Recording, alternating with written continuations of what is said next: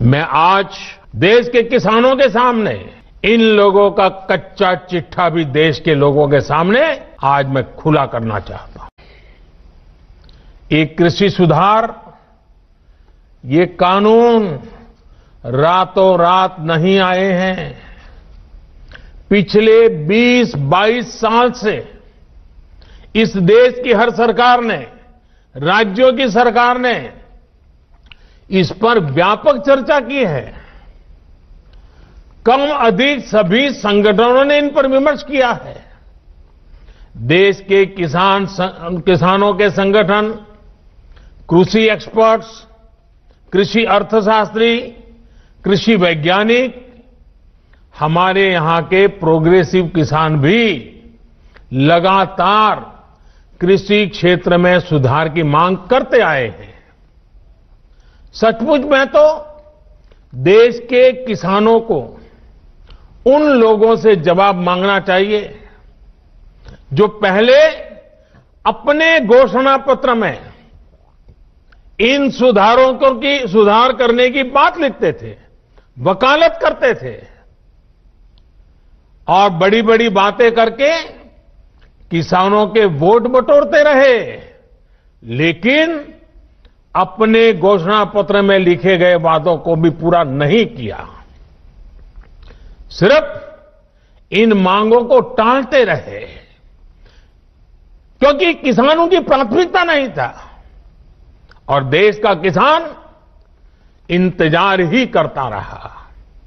अगर आज देश के सभी राजनीतिक दलों के पुराने घोषणा पत्र देखे जाएं तो उनके पुराने बयान सुने जाएं, पहले जो देश की कृषि व्यवस्था संभाल रहे थे ऐसे महानुभावों की चिट्ठियां देखी जाए तो आज जो कृषि सुधार हुए हैं वो उनसे अलग नहीं है।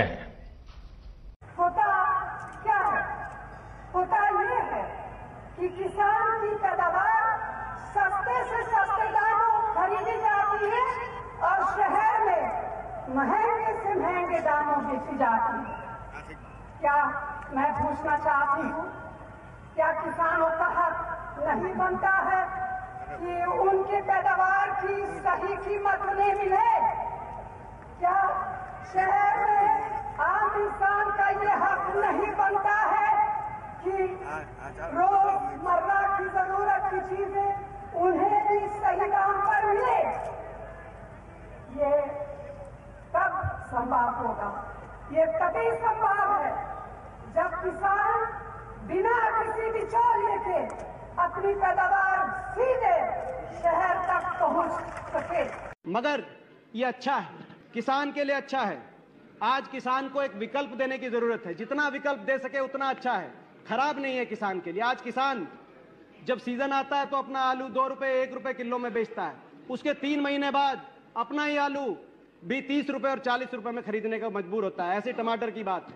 अपनी ट्रॉली का डाल खोल के किसान सड़कों के ऊपर अपना आलू गिरने को मजबूर होता है, जो फोटो दिखा रहे थे पंजाब के जो सांसद हैं। ऐसे जो किसानों को जितना विकल्प दें वो उनके लिए बुरा नहीं हो सकता, विकल्प देने की आवश्यकता है। और कोई ये बाध्य नहीं है कि भाई इन्हीं को देना पड़ेगा। अगर मल्टी ब्रांड रिटेल का कोई एफडीआई के अंदर जो स्टोर है वो किसान को ज्यादा भाव देगा, किसान उसको देगा। कि देश का किसान बेवकूफ नहीं है, देश के किसान को मूर्ख ना समझिए। जो किसान को ज्यादा भाव देगा, किसान अपना फसल उसको देगा, किसी और को नहीं देगा। अगर आड़तिया देगा तो आड़ती को देखो, जिनको आपने किसान बोता है और बेचना जाता है तो उसके पास कोई मार्केट नहीं है, उसको मालूम नहीं किस मार्केट में जाना है। अगर मंडी जाता है तो 35 से 40% सामान खराब हो जाता है। और इस बीच में 8 लोग कमीशन एजेंट होते हैं, बीच में 8 कमीशन एजेंट बिचौलिए।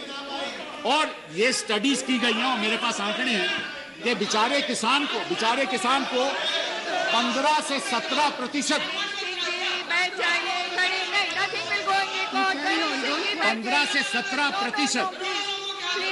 15 से 17% जो माल मार्केट में बिकता है उसका केवल 15 से 17% किसान को आता है, बाकी बिचौलियों को चले जाता है।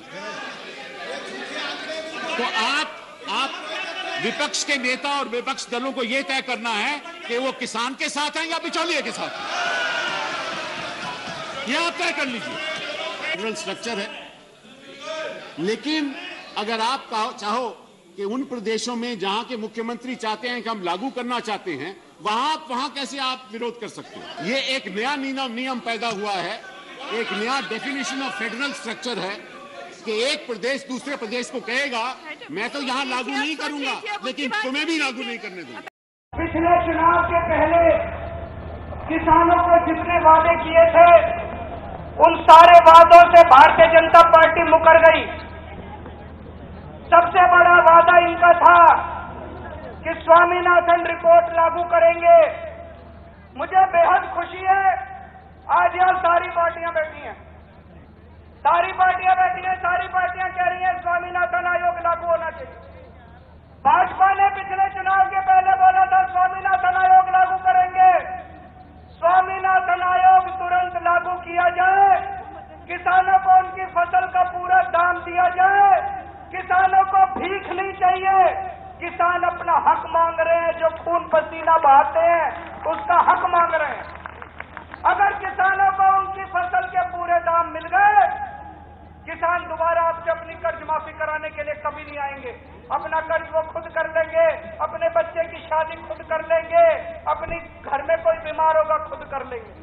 आज किसानों को इसलिए हाथ फैलाना पड़ता है, इसलिए सरकारों के पास आना पड़ता है, क्योंकि उनको अपनी खून पसीने की पूरी कमाई नहीं मिलती। दोस्तों, तो हलफनामा वापस लो, स्वामीनाथन रिपोर्ट लागू करो, और नहीं तो ये जितने किसान आए हैं 2019 के अंदर कयामत ढा देंगे पूरे देश के अंदर तुम्हारे खिलाफ।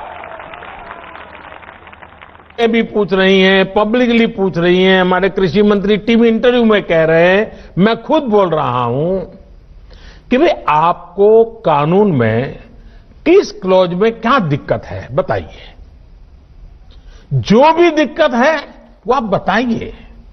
तो इन राजनीतिक दलों के पास कोई ठोस जवाब नहीं होता, और यही इन दलों की सच्चाई है।